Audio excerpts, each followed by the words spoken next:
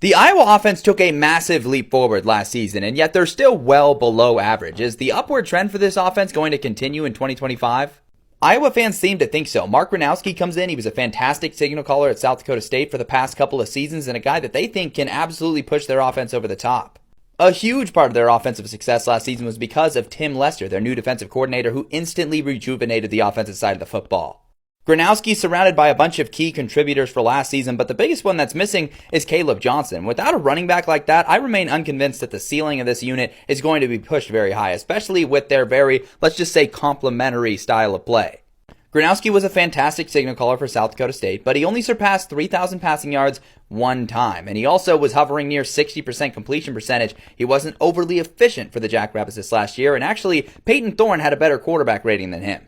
So Iowa fans are convinced that this guy's going to be a stud, but I'm skeptical because I've listened to those same Iowa fans tell me Cade McNamara was going to be a stud, and yet in this system, he faltered because he was a system quarterback. Is Gronowski just going to make this big leap and gel in the system like he did against FCS competition? I'm not completely convinced.